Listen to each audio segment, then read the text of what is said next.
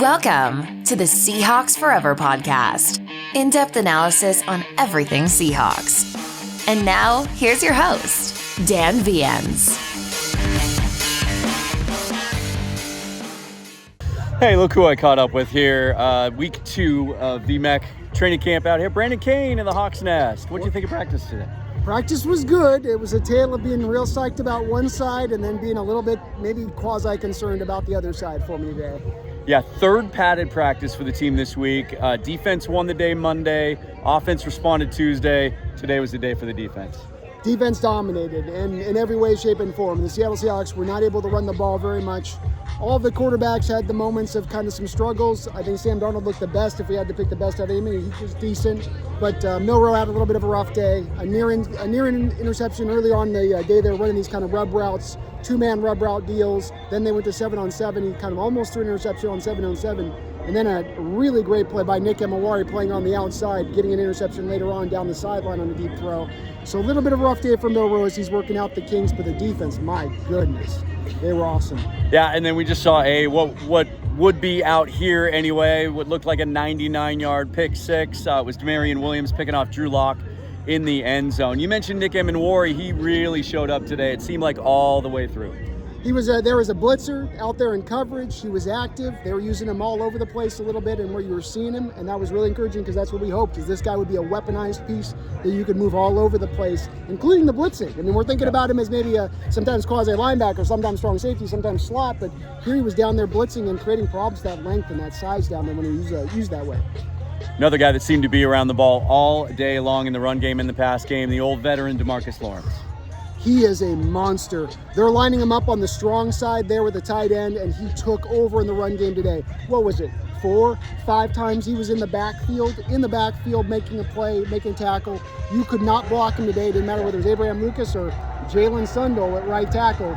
You just couldn't get him blocked. We'll get to that. We'll talk about the offensive line here in a moment for sure. I thought another intriguing thing today in the battle for what we assume will be the fourth edge player, right? If Nwosu's not going to be ready to go week 1, guys like Jared Ivey, the undrafted free agent, Tyreek Smith out of Ohio State, he's been kicking around for a couple of years here. Thought they both had good days. They both did flash. You were seeing them come off the edge and be active, and Ivey's such a big guy in the run game. And other guys that kind of give you like a power edge kind of flavor out there. You're not going to move him at his size. He's got good length. That showed up today, too, for the undrafted rookie free agent. It's going to be hard to make this roster as an edge, though. It's so stacked up. And not the exact same position, but similar. He's going to be fighting for similar reps. I said it last week when I was here. Every single day, Mike Morris is flashing in some form or fashion. He made some plays today as well. He looked good too, and again, using him on the inside-outside with a little bit of 3-tech, then sometimes on the outside, you feel that length, feel his size.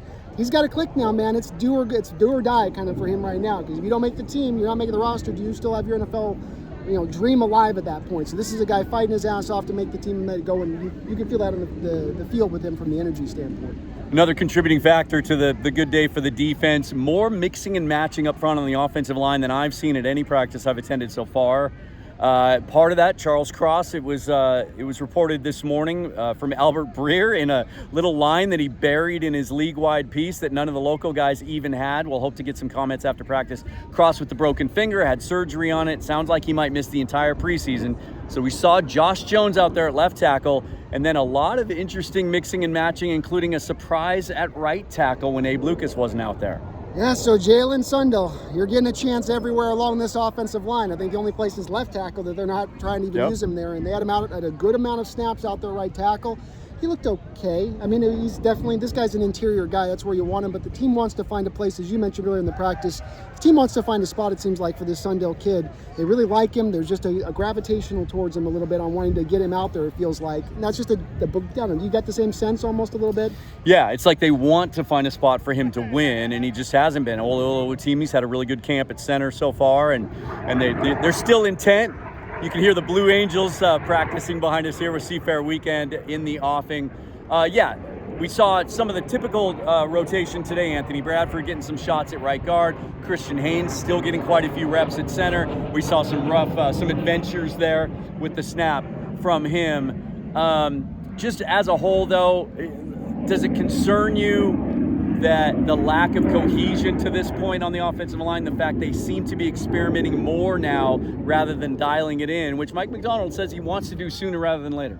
This is something that's been a bit of a problematic aspect of the Seahawks offensive line in recent years. This is what you've done. This is the conditions you've created that's created some of the chaos of the offensive line in prior years, and that you do not settle early on a starting offensive line. You're in this constant evaluation place, which I can understand, but you don't then get to take advantage of really the chemistry you're trying to build, which is all that much more challenged now that Charles Cross has gone down. So I'm finding myself on a tale of 2 points here with this practice, in that our defense may be just that dominant and that good. Yeah, tough to tell. It's tough to tell because they were awesome today. I mean, there was times they were showing blitzes. Offense knew the blitzes were coming. They weren't disguising it, and there still was nothing they could do about it, which was pretty impressive.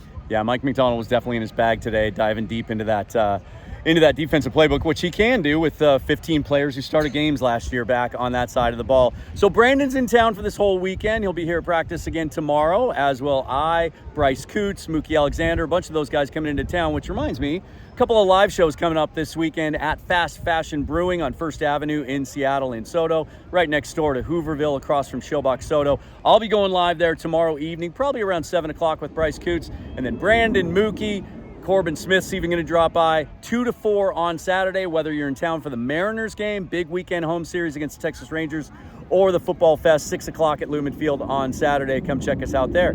Any final thoughts? I just hope the offense can come a little bit more further along to make me feel a bit more settled down on tomorrow's practice, and certainly for the scrimmage game. It maybe just was a bad one day off on it, but maybe as well, the defense is just that good, Dan. That's going to do it for here from VMAC. Brandon Cain of the Hawks Nest, Dan Viens of Seahawks Forever. We'll be back out here tomorrow. Follow another report then. Until then, forever and always go Hawks. See you then. Go Hawks.